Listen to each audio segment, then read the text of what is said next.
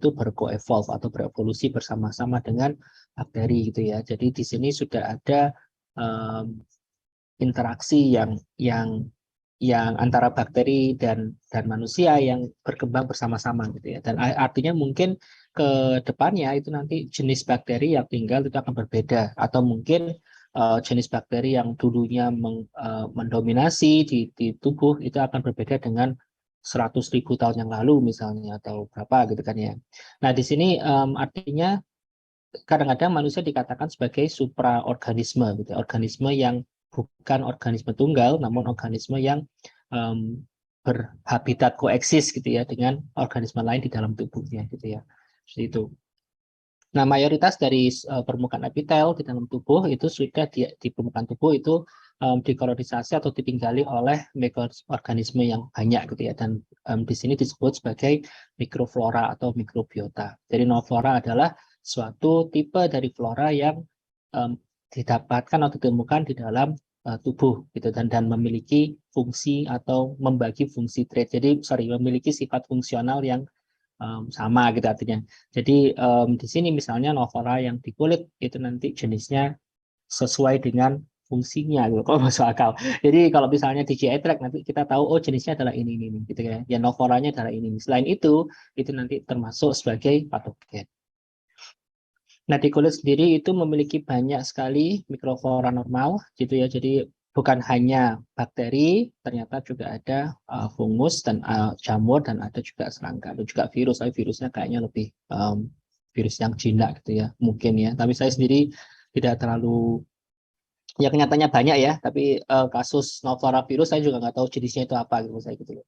Jadi kalau bakteri saya lebih paham, jadi kalau memang virus itu lebih saya kurang tahu gitu ya. Biasanya sih lebih patogenik ya kalau virusnya, karena dia parasitik. Mungkin ini nggak mencerminkan hanya nooflora, tapi juga apa aja yang ditemukan di dalam kulit. Nah, karena kulit itu memiliki suhu yang pas gitu ya, jadi sebenarnya suhu lingkungan di sini itu akan menyesuaikan jenis gitu ya, jenis bakteri atau jenis nooflora yang hinggap di situ.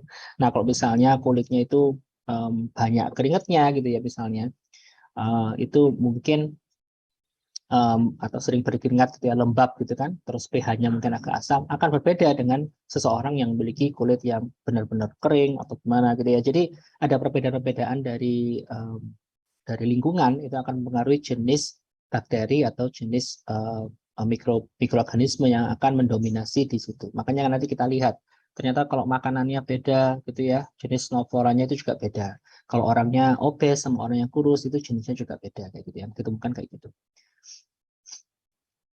Nah, ini sudah diteliti oleh HMP atau Human Microbiome Project, dan di sini bisa ada baca sendiri ya di jenis-jenisnya apa.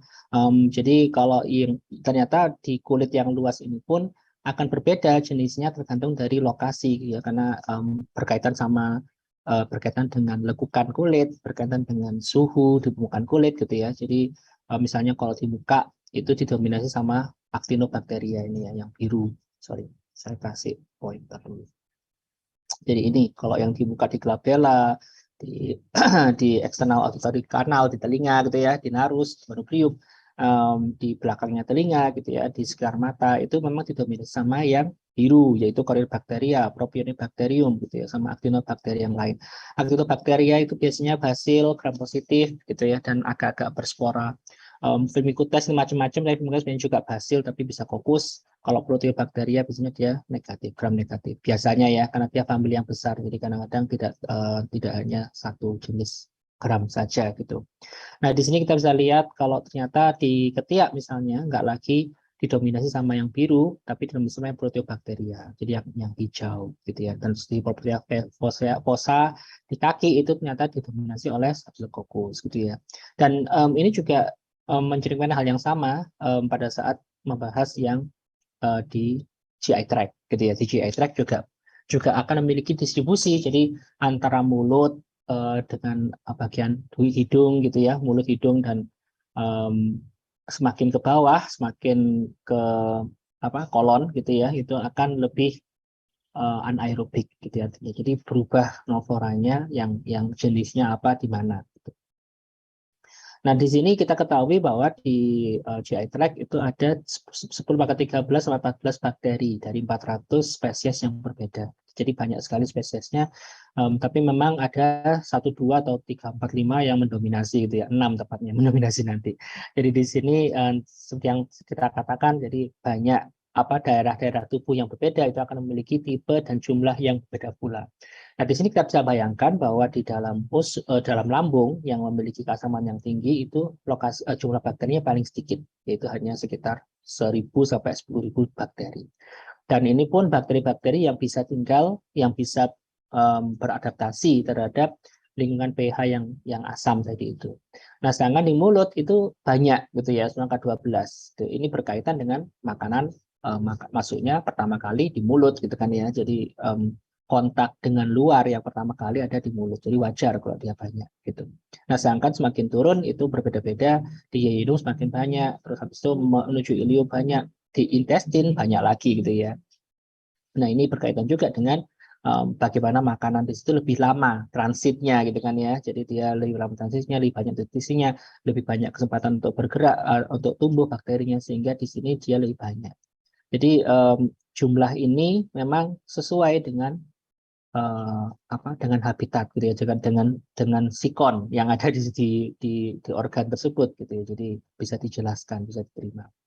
Nah, kalau jenisnya sendiri di sini kita lihat ternyata yang sekitar mulut itu ada anaerobnya, ya kan, kompleks ya. Biasanya dia anaerob, ada bifidobakteria, propionobakteria, ada gram positif bakteria, gram negatif bakteria, gram positif kokus, dan gram negatif kokus ini ya. Jadi GPB, GNB itu artinya itu. Nah, gram positif kokusnya ada bifidobakteria, propionobakteria, dan ini biasanya anaerobik. Nah, ini agak mengejutkan ya.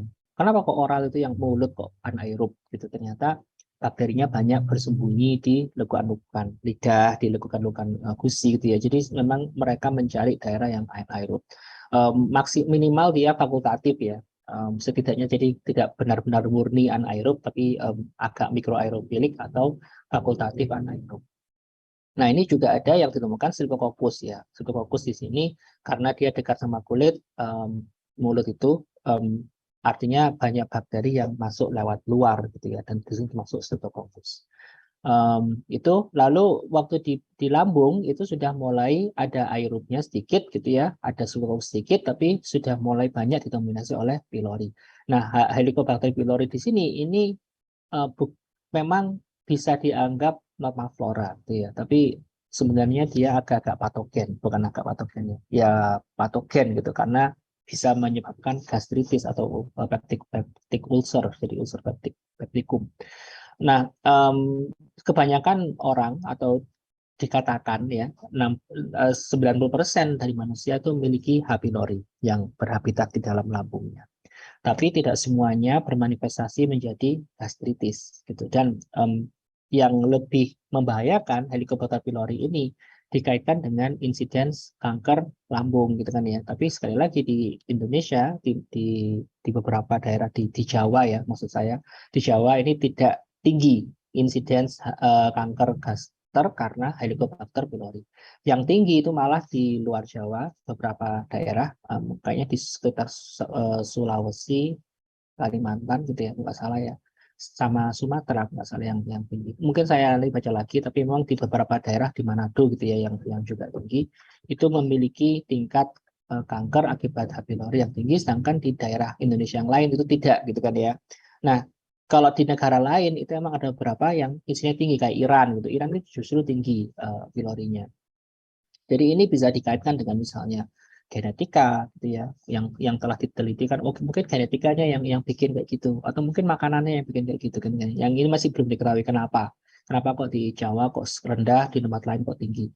Beberapa peneliti di Indonesia itu ada bisa dihitung jari yang meneliti H. pylori gitu ya. Jadi kalau nggak salah ada Pak ini siapa namanya Miftahul Rusul atau siapa gitu ya, yang dari UNER atau UI, itu yang sering kali muncul kalau misalnya kita cari jurnal H. pylori Indonesia gitu, orang itu muncul terus gitu ya, karena dia merupakan pakar satu-satunya mungkin ya, atau salah satunya yang akan meneliti H. pylori.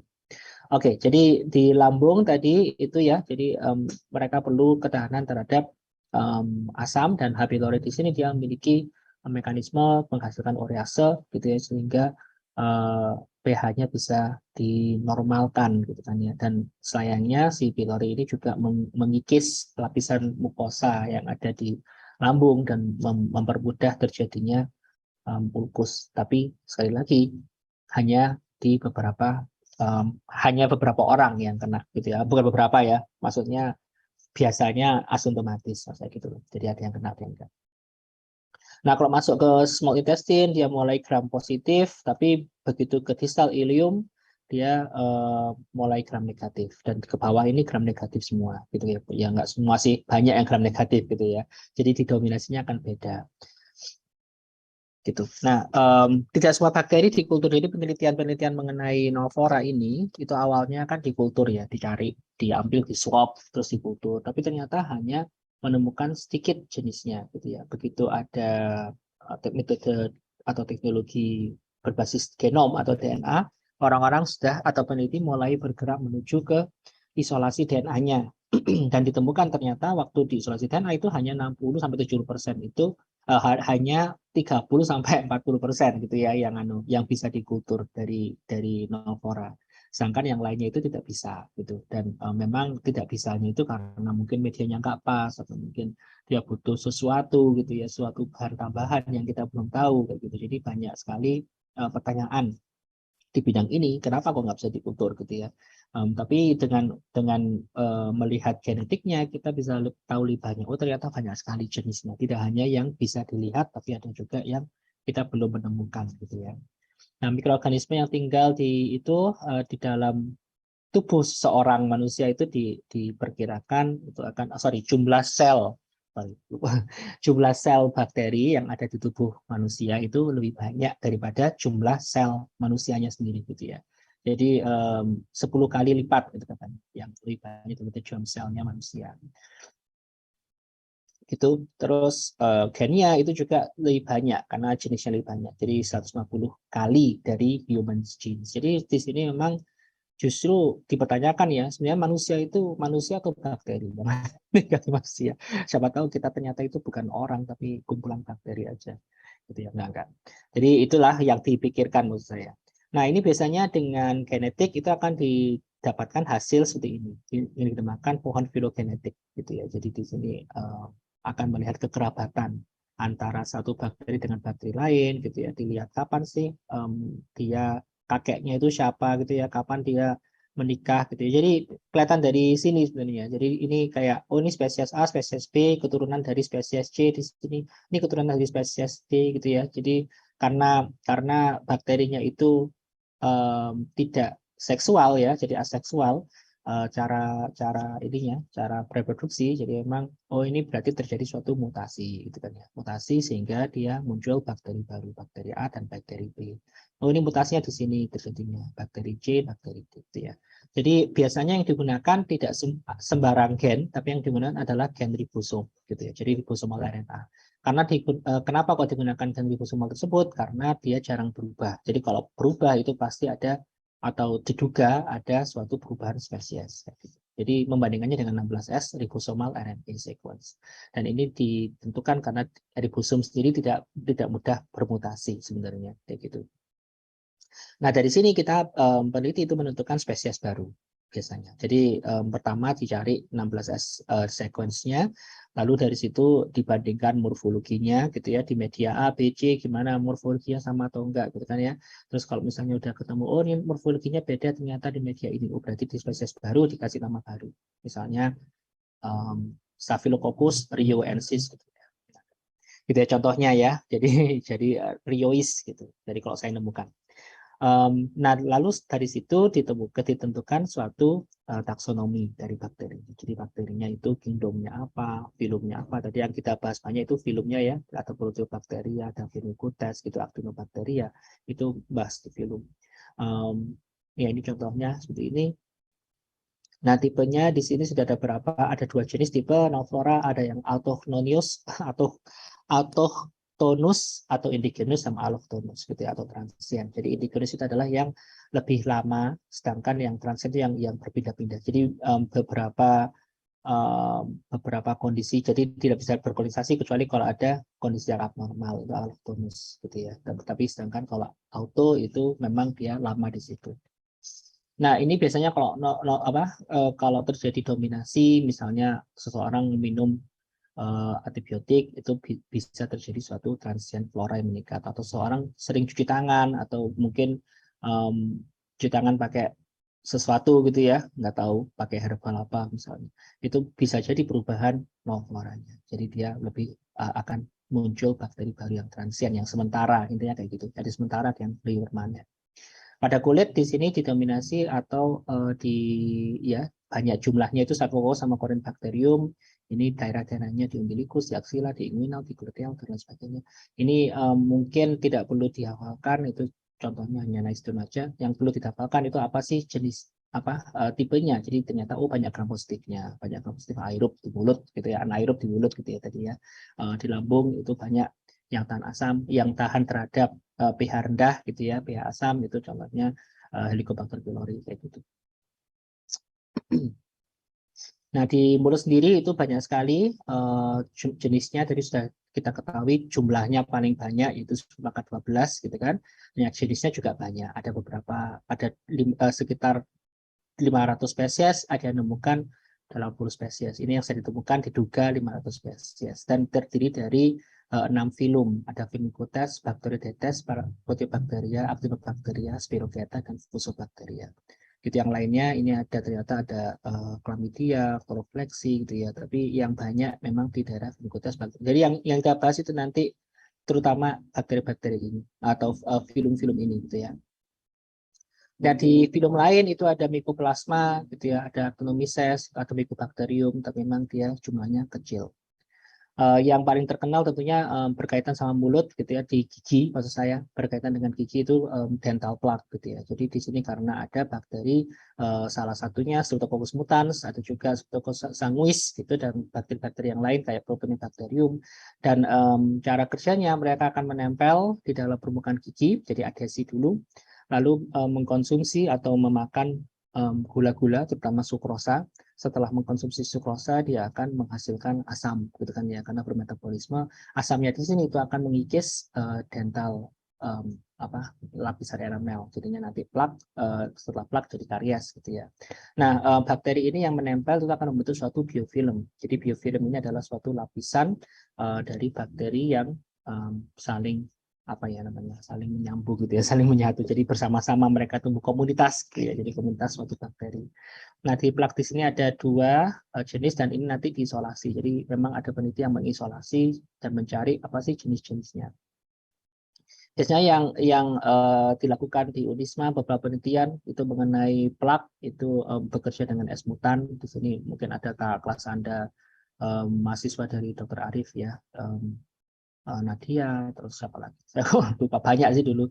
Ada Nadia, ada si itu, lupa yang DNA itu. Jadi dia mencari cara-cara untuk mengurangi biofilm dan mencari cara juga untuk melihat cara membunuh atau cara mengurangi populasi S mutan. Di sini kemarin yang diteliti siwa ya. Jadi siwa itu ternyata ada senyawa antibakterinya yang khusus untuk, ya bukan khusus ya, tapi bisa bekerja pada S mutan. Beberapa obat kumur yang diteliti kemarin itu mint ya, mint. Yang sekarang diteliti Rosella sama apa gitu. Ada beberapa saya kok agak lupa penelitiannya, sebenarnya pada di lab ya, tapi saya agak lupa. Jadi di sini memang ada beberapa peneliti yang sedang bekerja mencari cara untuk menghilangkan S mutannya. Jadi jadi ini terdapat sukrosa, dia akan menempel pada gigi lalu menghasilkan suatu asam, terjadi demineralisasi dari enamel gitu, dan akhirnya terjadi suatu pengikisan gitu ya, dan akhirnya muncul suatu karies gigi. Dan ini berkaitan sama novora, jadi jangan dibayangkan S mutan itu patogen gitu ya. Jadi dia novora di situ, tapi akan dominan gitu ya apabila makanan yang masuk cocok gitu ya. Jadi kalau misalnya banyak makan sukrosa dan tidak gosok gigi, ya yang terjadi adalah dominasi dari suatu bakteri. Ini halnya sama dengan oportunis gitu. Makanya si novora ini bisa jadi oportunistik karena sebenarnya dia itu hanya menunggu kesempatan untuk tumbuh gitu ya. Jadi seperti itu. Nah, di dalam mulut sendiri ada penelitian yang melihat atau mencari, dia membandingkan apa sih perbedaan antara novora yang ada di mulut, di hubungan mulut, di tenggorokan, di tonsil dengan di stool atau di feses gitu kan ya. Jadi ini dibagi menjadi 4 kelompok. Kelompok pertama dia ngambil dari buka mukosa, dari gingiva, dari palatum durum gitu ya. Terus kelompok 2 diambil dari saliva, dari lidah, dari tonsil, dari tenggorokan. Dan kelompok 3 dari plaknya sendiri gitu ya. Jadi plak sub dan supragingival plaque. Lalu yang keempat dari stool atau dari feses. Jadi di sini mereka melihat apa sih apa aja yang ditemukan di situ. Nah, ternyata yang ditemukan pada kelompok 1 yaitu pada palatum durum pada mulut itu banyak dominasi oleh Firmicutes gitu ya, dan sedikit Bacteroidetes seperti bakteria, Fusobacteria ya, dan Acinetobacteria kayak gitu. Nah, di kelompok 2 kayak gitu juga, jadi birunya Firmicutes gitu ya dan Bacteroidetes, tapi di stool yang menarik itu didominasi oleh Bacteroidetes gitu ya. Jadi rasio antara FP itu akan berubah. Jadi antara Firmicutes dengan Bacteroidetes itu akan berubah pada saat di stool atau di feses dan di mulut. Dan ini mencerminkan perubahan juga antara novora di mulut dengan novora di usus, gitu ya. Jadi kalau kita nanti melihat, oh ternyata di sini banyak yang gram positif nih, banyak yang Firmicutes golongannya ini A, B, C, D, E, F, G. Yang di lambung itu yang di kolon itu akan berbeda, gitu kan ya. Ternyata hasilnya. Nah, di sini dominasi oleh 4 main phyla, jadi Firmicutes, Bacteroidetes, Actinobacter, dan Proteobacteria sudah ya. Di sini mikrobiota itu akan berbeda antara satu individu dengan individu lain, namun ada persamaan dari gen-gennya, gitu ya ternyata. Jadi jenis-jenis gen yang itu sesuai dengan manusianya akan memiliki kesamaan. Nah, dominasinya tadi itu ya, Firmicutes dan Bacteroidetes di dalam sistem pencernaan itu akan tidak berubah, namun seiring dengan usia itu rasionya yang berubah. Jadi kalau di infant itu 0,4, artinya F dibanding B gitu kan ya, sama dengan 0,4 atau 10/4. Jadi banyakkan Firmicutes dibandingkan 4/10 ya, jadi banyakan bakterinya jadi Firmicutes. Terus ini bergerak. Jadi kalau di adults itu 10,9. Jadi F dibanding B sama dengan 10,9. Terus yang di elderly itu balik lagi kayak infant. Jadi F dibanding B sama dengan 0,6. Itu hanya pengetahuannya. Nah, pengaruhnya atau fungsinya dari mikrobiota di gut atau di sistem pencernaan itu ternyata bukan hanya tidak bersifat komensal gitu ya, tapi artinya sifatnya mutualisme. Dia memiliki beberapa manfaat. Nah, yang pertama yang kita ketahui si bakteri ini akan mencerna yang dinamakan atau yang akan menghasilkan short chain fatty acid. Dan ini nanti yang banyak dibahas kalau misalnya ada mau penelitian mengenai mikroflora itu banyak sekali bahas tentang SCFA gitu ya. Jadi dari makanan itu akan bakteri tersebut akan mengubah makanan yang kita makan menjadi short chain fatty acid, dan short chain fatty acid ini merupakan bentuk yang bisa kita cerna gitu ya.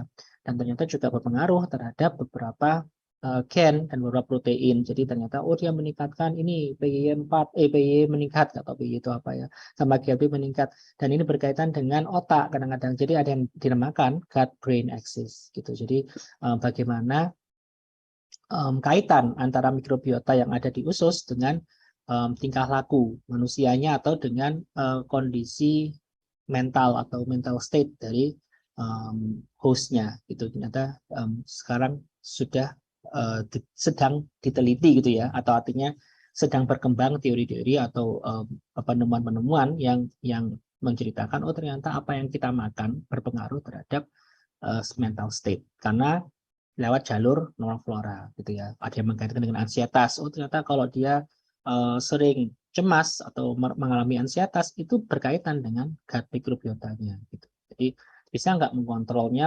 menggunakan memperbaiki gut microbiota, bisa nggak gitu. Jadi itu yang self diteliti. Karena ada itu. Nah, selain mengontrol appetite yang di sini ya, jadi dia ternyata ini mengirimkan signal ke otak kalau ini udah kenyang atau ini sudah cukup, nggak usah makan ini, makan yang lain misalnya. Itu berkaitan. Ada juga yang berkaitan dengan gut transit time. Jadi meningkatkan ini gut transit gitu ya. Jadi transit di dalam usus. Jadi ini berkaitan dengan Kalau kita, dan ini muncul, ini munculnya dari serat ya. Jadi serat itu nanti akan dikonsumsi terus dibaca menjadi SGFA. SGFA ini nanti akan memberikan signal dan dia akan mengirimkan signal lewat GPR41. Jadi ini G protein ya, G protein 41. Lalu dia akan mengirimkan signal ke otak untuk meningkatkan gut transit. Jadi kalau misalnya seseorang tidak sering konstipasi gitu ya, ini mungkin berkaitan juga dengan gut mikrobiota selain dari seratnya. Jadi mungkin seratnya dimakan banyak, tapi gut mikrobiotanya nggak ada gitu misalnya, atau lagi tidak dalam rasio yang tepat gitu misalnya. Jadi di sini tidak akan menghasilkan SGP yang cukup sehingga konstipasi gitu ya. Atau misalnya orangnya nggak makan sayur sama sekali juga konstipasi seperti ini di sini. Jadi ini bisa berkaitan di situ ya. Ini saya bukan iklan Yakult ya, tapi tapi emang yang kita bahas itu ya.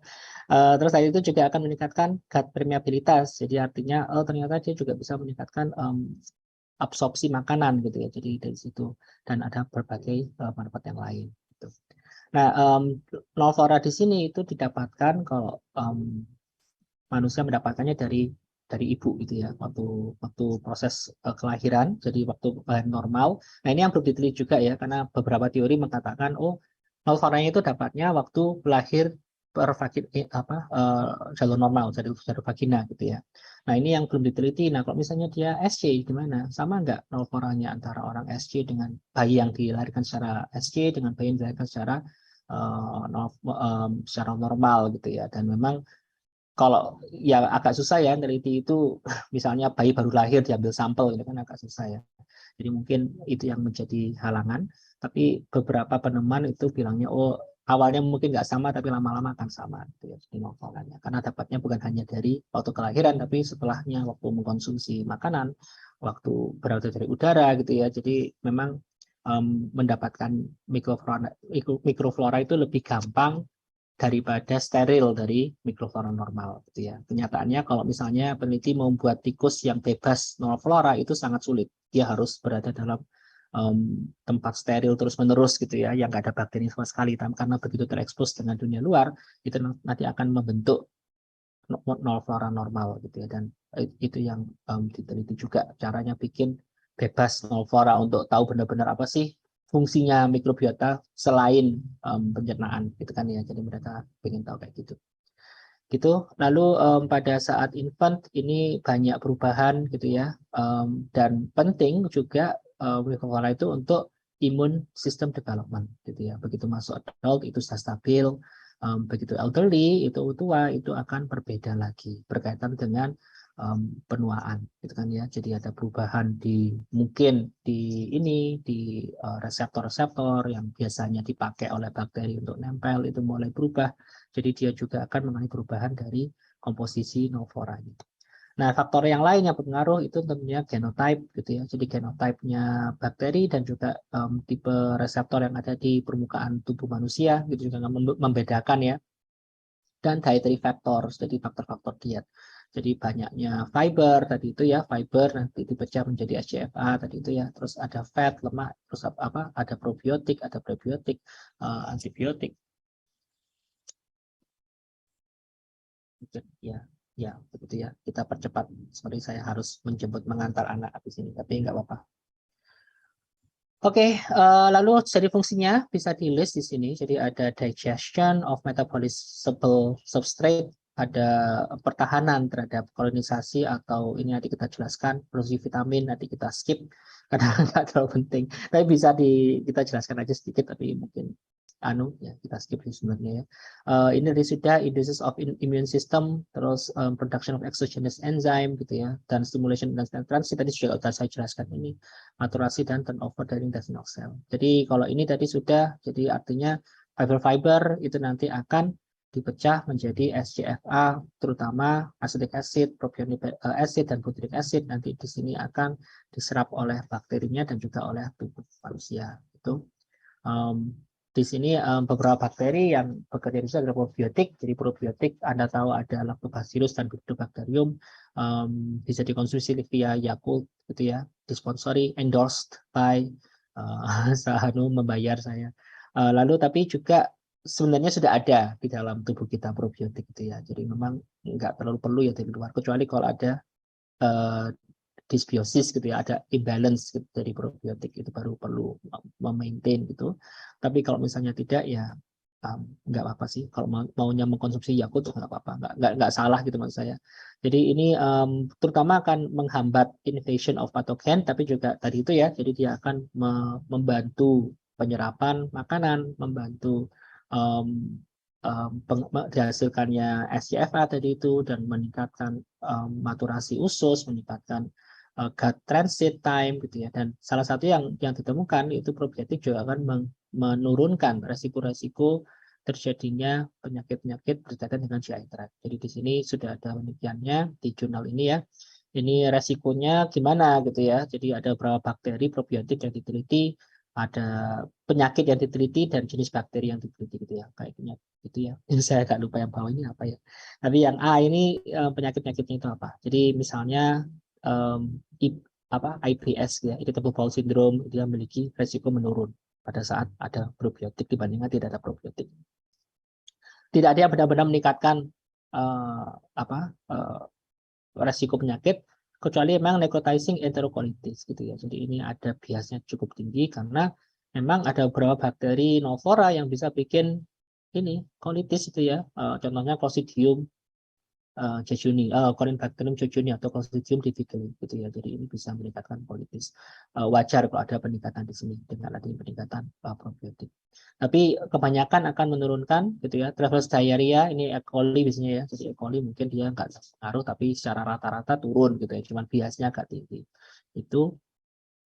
Nah, prebiotik beda dengan probiotik. Jadi kalau probiotik bakterinya, tapi kalau prebiotik itu makanan. Jadi makanan yang akan meningkatkan jumlah probiotiknya gitu ya. Jadi non digestible food yang akan menstimulasi pertumbuhan satu atau beberapa jenis mikroba di dalam usus dan mempengaruhi dari inang atau host health. Ini ada beberapa contoh studies gitu ya yang meneliti apa sih pengaruhnya prebiotik dengan obesitas gitu ya, apa sih pengaruhnya dengan diabetes gitu. Jadi ini memang banyak sekali penelitian yang saat ini berusaha mencari apa sih bisa nggak sih kita memperbaiki penyakit-penyakit digestif berkaitan dengan metabolisme dengan memperbaiki flora normalnya dengan prebiotik gitu ya maksudnya. Jadi ternyata ada ini dengan prebiotik tertentu itu akan meningkatkan bifidobakterium atau menurunkan firmicutes gitu. Nah, akhirnya akan meningkatkan glucose tolerance kayak gitu, dan akibatnya seperti ini. Ini penelitiannya.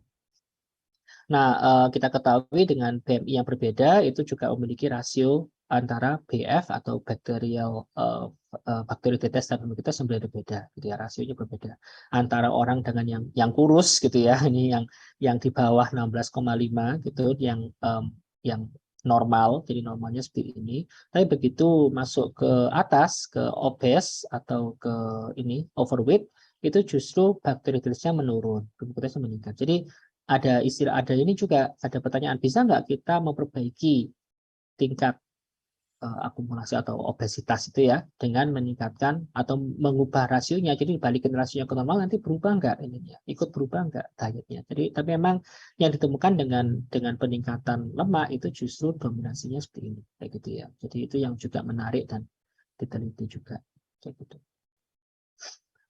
Fungsinya salah satu yang tadi yang penting untuk Novora adalah resistensi terhadap patogen gitu ya, dan caranya ada beberapa gitu ya, ada beberapa cara gimana sih kok Novora bisa mencegah terjadinya infeksi gitu ya. Nomor satu, dia akan menepati reseptor yang sama dengan